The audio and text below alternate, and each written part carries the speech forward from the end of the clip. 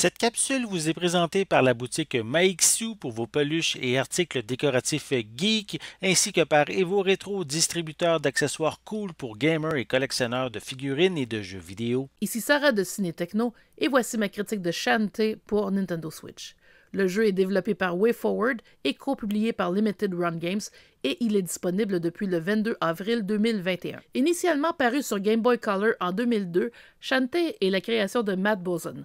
À l'aide d'une équipe d'une dizaine de personnes, il a pu mettre sur pied un jeu de plateforme humoristique et original qui n'a malheureusement pas connu le succès escompté en raison de sa sortie tardive sur la plateforme portative de Nintendo. Pourtant, ce jeu comportait un mode amélioré pour la Game Boy Advance qui avait fait son apparition sur le marché l'année précédente.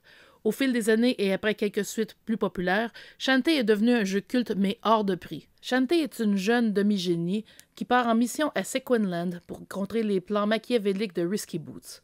Pour y parvenir, elle apprendra de nouvelles danses pour se transformer en singe, en araignée, en éléphant ou en harpie et obtiendra des items qui l'aideront à vaincre son ennemi.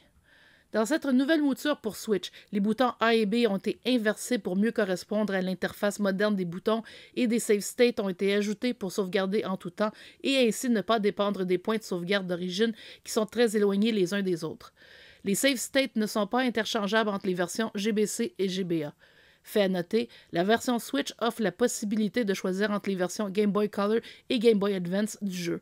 Cette dernière utilise une palette de couleurs légèrement différente et inclut une transformation supplémentaire. Le développeur de l'émulateur de Game Boy Color pour Switch, Dimitris Giannakis, mieux connu sous le surnom de Modern Vintage Gamer, a aussi ajouté une galerie d'images accessible depuis le menu principal.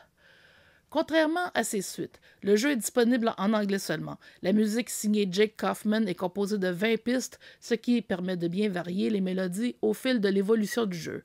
De manière générale, le jeu est très stable, mais on a tout de même connu un bug majeur qui a nécessité son redémarrage complet.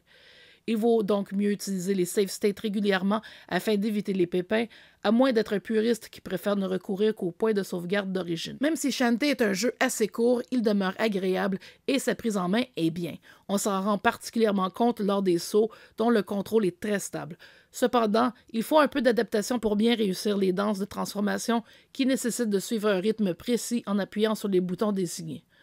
Limited Run Games a proposé une version régulière et une version limitée du jeu en physique sur Switch et sur Game Boy Color, mais cette sortie est déjà épuisée. On pourra tout de même se rabattre sur le marché tiers. Cependant, si on souhaite simplement jouer à Shantae sans se casser la tête ni se ruiner, la version numérique sur Switch demeure de loin l'option la plus facile et abordable, étant disponible pour moins de 15 $.